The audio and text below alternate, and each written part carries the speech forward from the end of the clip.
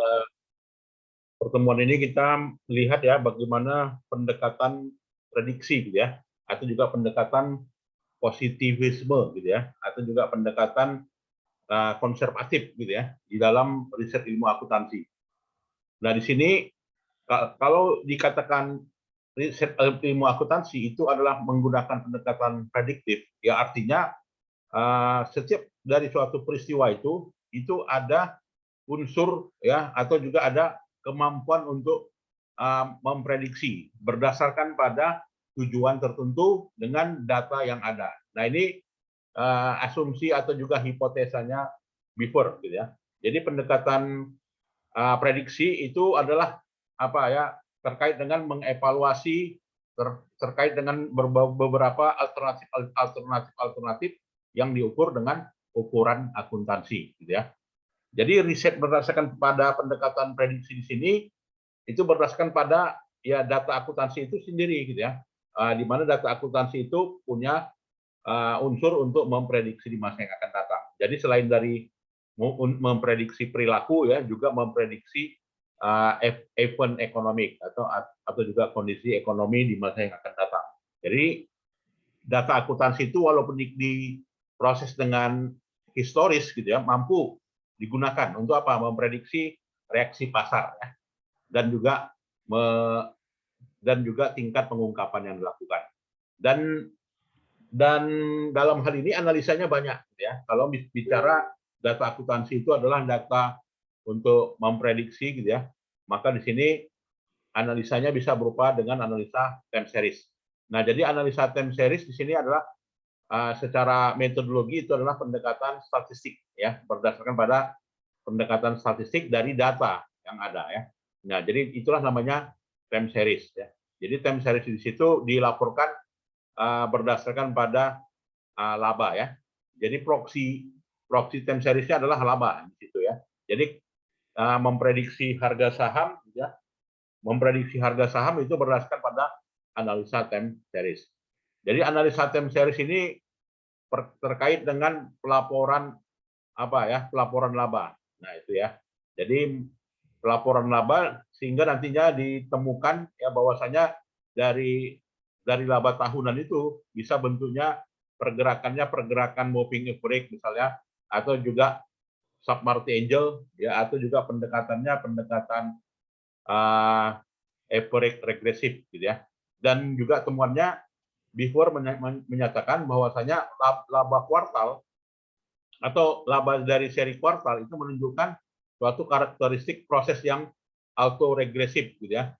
Suatu proses yang autoregresif yang dalam hal ini merupakan dibentuk dari beberapa komponen-komponen ya. Dan kemampuan prediksi laba di masa yang akan datang ini berkaitan dengan apa ya? Metode random walk gitu ya.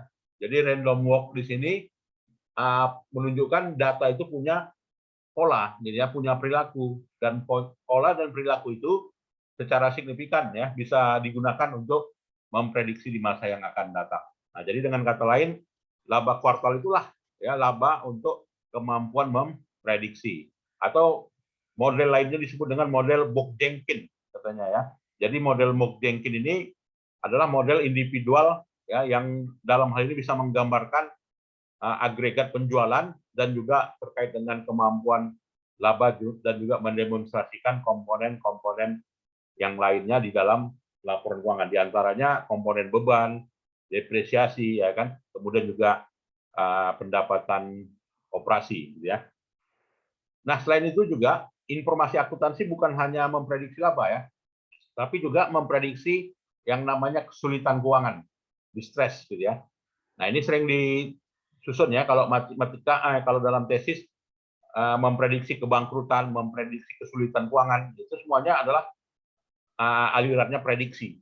Nah, jadi aliran prediksi memang ada ya di dalam ilmu akuntansi itu dan secara relevan ya kalau dikatakan dengan distress prediction itu adalah memprediksi ini ya memprediksi kesulitan keuangan dengan metode yang namanya Atman gitu kan, Atman Z-score.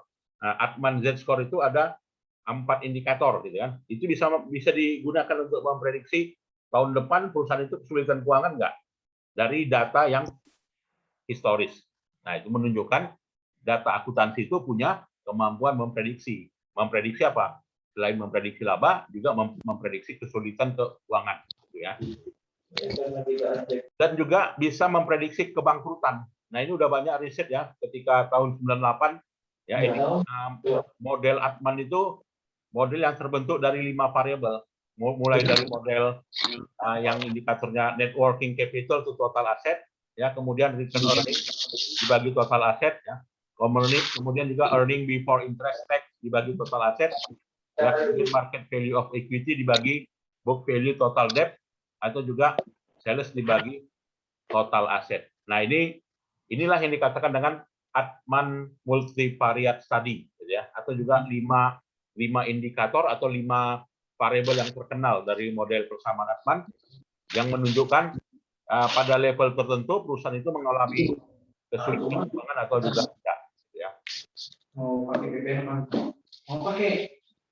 Nah, kemudian juga model Olson, gitu ya. Nah, jadi model Olson digunakan dalam memprediksi apa ya? Dalam memprediksi apanya? Ya, dalam memprediksi laba, gitu ya. Dan juga menggunakan pendekatan yang namanya pendekatan logit. Nah, jadi pendekatan logit itu bahasa lainnya adalah apa ya?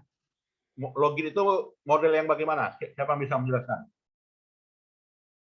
Ada yang bisa, atau juga dulu skripsinya pakai logit regression, misalnya dengan apa itu?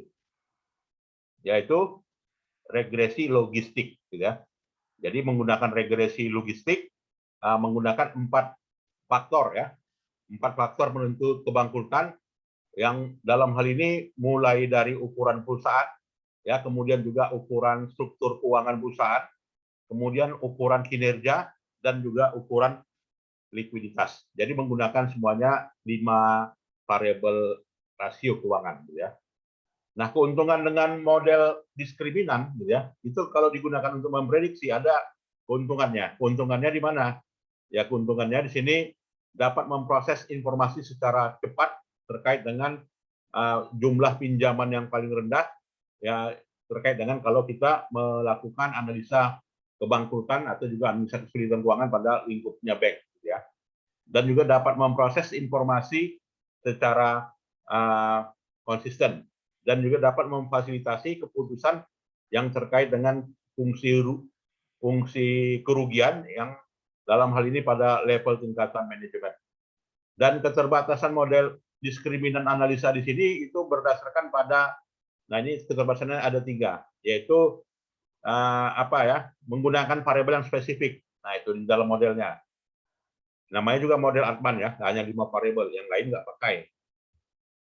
Kemudian juga pengujiannya mengobservasi dari peristiwa secara legal, ya, suatu perusahaan itu mengalami kebangkrutan dan juga default dibanding dengan kondisi kesulitan keuangan. Dan hasilnya menunjukkan kemampuan untuk memprediksi, ya, dari rasio keuangan yang tidak dapat digeneralisasi dengan menggunakan formula, ya, atau juga teori akuntansi. Nah, di sini data akuntansi juga bisa digunakan untuk memprediksi yang namanya posisi hutang, ya, atau bond premium, atau level hutang, ya, atau bond rating, di mana dengan menggunakan indikator yang namanya default risk, ya, ya, posisi perusahaan mengalami risiko default, kemudian risiko pasar, kemudian risiko kemampuan beli, kemudian juga risiko suku bunga, ya. Jadi menggunakan 4 risiko ini kalau kita memprediksi yang namanya bond premium atau juga bond rating. Nah, juga pendekatan model Fisher. Jadi model Fisher di sini menggunakan indikatornya adalah earning variability, ya, variabilitas laba, ya. Variabilitas laba itu dapat digunakan untuk memprediksi, ya. 9 years, 9 tahun, gitu ya. Jadi 9 tahun bisa diprediksi. Nah, itu, ya. Kemudian juga solvency, kemampuan membayar, gitu ya, perusahaan. Jadi kemampuan membayar perusahaan dampaknya ke kebangkrutan atau juga beberapa hal-hal lainnya yang berhubungan dengan kreditur, ya. Kemudian juga capital structure dan juga total value perusahaan, ya. Dan studi-studi dari apa ya menunjukkan bahwasanya bond rating ya itu bisa diprediksi ya. Nah, ada masalah juga kalau menggunakan model bond rating. Nah, ini kalau ada yang berminat nantinya menyusun tesis ya tentang bond rating, silakan ya. Jadi bond rating berkaitan dengan pengujian ya yang menunjukkan kondisi ekonomi secara rasional ya, dan juga beberapa studi-studi yang menggunakan model regresi yang harus menggunakan variabel mana yang dependen, mana yang independen, dan juga masalah skala yang harus dalam hal ini skalanya adalah skala nominal. Itu kendalanya ya. Kemudian juga Belkawi model. Nah, jadi Belkawi model juga bisa digunakan untuk memprediksi. Nah, silakan kalau ada yang mau berminat, mau membuktikan apakah mau menguji prediksi laba, ya kan? Apakah mau menguji kebangkrutan dengan model Belkawi, silakan ya. Nah, ini belum ada tesis ya yang menyusun menggunakan Belkawi model. Nah, saya suka nih kalau mahasiswa ada yang mau meneliti dengan model Belkawi. Jadi jangan hanya model Atman saja, gitu kan? Pakai metode model Belkawi juga bagus, gitu ya. Nah, dipersilakan kalau ada yang berminat. Tuh. Kemudian juga restrukturisasi perusahaan juga bisa digunakan ya untuk memprediksi apakah perusahaan harus direstrukturisasi atau tidak. Nah, juga di dalam hal ini bisa digunakan, mulai dari merger, konsolidasi, akuisisi, ya. Nah, ini semuanya adalah restrukturisasi, ya. Nah, kemudian analisa lain, analisa chamber katanya. Jadi analisa chamber bisa setara juga dengan analisa Belkawi tadi, analisa Biford, analisa Atman, gitu kan. Jadi boleh pakai analisa chamber atau juga analisa Taussig-Hayes, ya, atau juga analisa Palepu. Nah, silakan aja ya kalau nantinya mau menguji ya misalnya, nah ini kan masa pandemi kan, kalau ada yang mau mahasiswa rajin gitu kan menyusun tesis, bisa diusulkan analisa prediksi kebangkrutan bank gitu kan dengan model Belkawi gitu ya, atau juga dengan model Chambers gitu ya. Nah, itu silakan, kan hanya sekedar memprediksi gitu kan. Nah, ini kalau ada yang mau meneliti tentang itu. Kemudian juga meneliti mengenai credit and bank lending ya, apakah diberikan kredit atau tidak, apakah disalurkan kredit atau enggak gitu ya. Nah, ini dari data akuntansi juga ya. Kemudian juga memprediksi kondisi informasi laporan keuangan ya. Jadi secara mekanikal, multivariat, atau juga mekanikal univariat ya. Semuanya adalah forecasting, meramal ya. Bicara ramalan, maka kita bicara metodenya. Apakah metode moving average atau juga model Box-Jenkins ya. Nah, itu. Juga kondisi pasar modal ya. Nah, ini riset-risetnya banyak ya. Udah kita lihat bagaimana melakukan riset pasar modal.